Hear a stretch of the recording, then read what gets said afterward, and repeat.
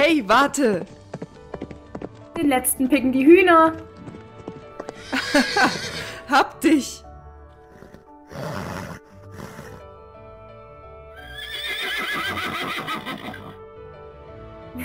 Du bist ganz schön schnell geworden. Danke, aber ich habe auch einiges aufzuholen.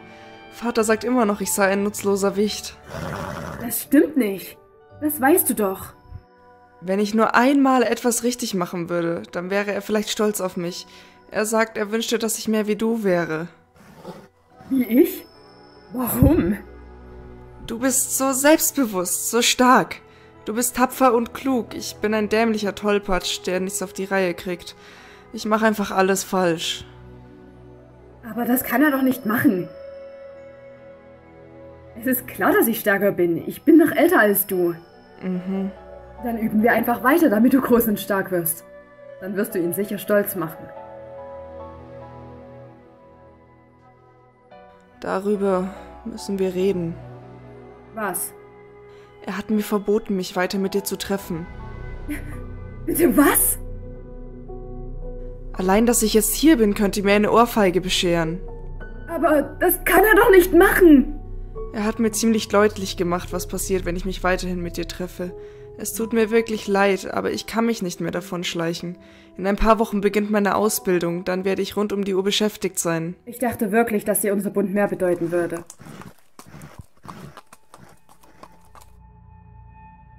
Blut ist dicker als Wasser, das weißt du doch. Ich könnte dich nie im Stich lassen. Ich weiß. Wenn du mich brauchst, werde ich hier sein, versprochen. Ich habe meinen Platz und du hast deinen. Es muss einfach so sein. Solange wir uns treu bleiben, kann uns nichts entzweien. Nichts wird das Band zwischen uns jemals trennen können.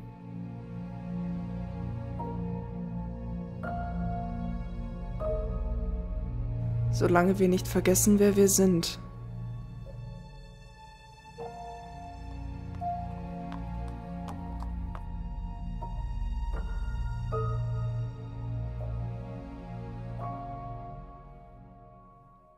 Aber Eirik...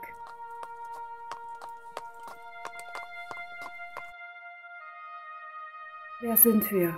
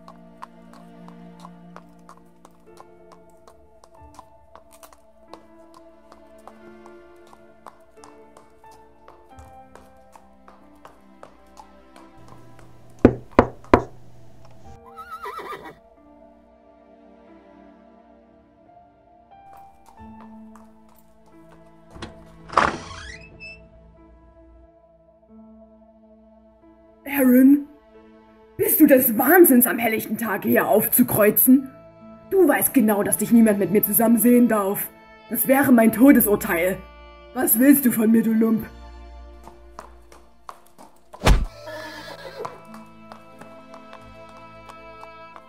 Ich kann mich nicht erinnern, dich hereingebeten zu haben.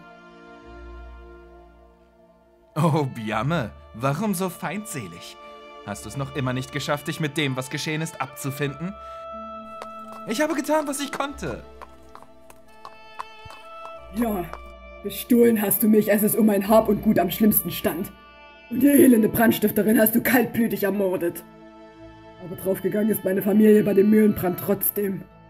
Dass meine schwangere Stute damals überlebt hat, ist ein Geschenk des Himmels. Du kannst von Glück sprechen, dass ich dich rechtzeitig gewarnt habe, du Narr. Ohne meine Hilfe wärst auch du dem Feuer zum Opfer gefallen.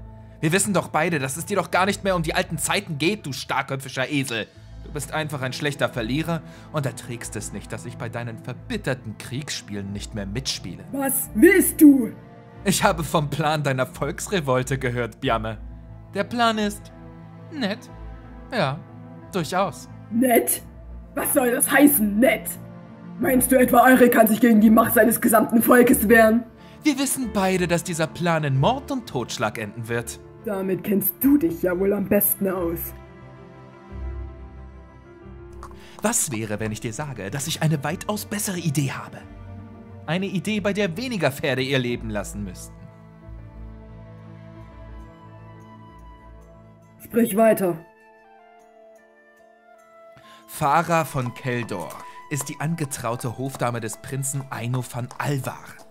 Und ein klitzekleines Vögelchen hat mir gezwitschert, dass dein Veiko im Moment dabei ist, gewisse Sympathien zum Prinzen zu entwickeln. Wenn wir die Dame entführen und Eirik damit drohen, seine Aufsichtsverletzung an die Keldors weiterzuleiten, dann wird er sich stellen müssen. Den Rest erledige ich. Ja, und wie hast du dir das vorgestellt, Aaron? Dass Veiko den Prinzen fragt, ob er seine Dame außerhalb der Burgmauern ausführen möchte, du den Prinzen aus dem Hinterhalt erschießt, die Prinzessin schnappst und das Ding damit gegessen ist? Der Prinz entfernt sich nie ohne eine vierköpfige Eskorte vom Schloss. Außer er macht einen seiner Alleingänge. Und wie schon gesagt, dann ist er alleine. Ich glaube, wir verstehen uns nicht recht, Biame. Ich bin nicht hier, weil ich deine Hilfe suche. Ich bin nur hier, um dir zu sagen, dass dein Plan grob gesagt ein schlechter Witz ist. Du wirst dein gesamtes Gefolge aus bloßem Egoismus und Rachedurst in den Tod reiten. Ich hätte dir ein wenig mehr Köpfchen zugetraut. Obwohl die Idee mit deinem Veiko zugegebenermaßen nahezu verlockend klingt. Was soll ich denn sonst tun, Aaron? Keinen Selbstmord begehen wäre schon ein guter Anfang. Und vielleicht solltest du meinen Worten endlich einmal Glauben schenken. Die Erfahrung sollte dir doch eine Lehre gewesen sein. Ich weiß! Du musst mich nicht immer wieder daran erinnern. Aber wenn ich Veiko auf diese Art mit in die Sache hineinziehe und irgendetwas schief geht, würde er wie ein Verräter dastehen, wenn herauskommt, dass er den Prinzen zu einer Untat überredet hat. Und wir wissen beide, dass auf Verrat die Todesstrafe steht. Denke über meine Worte nach, Biame. Es ist bereits genug unschuldiges Blut vergossen worden. Und es könnte noch mehr werden, wenn du mir mit deinem Suizidkommando in die Quere kommst.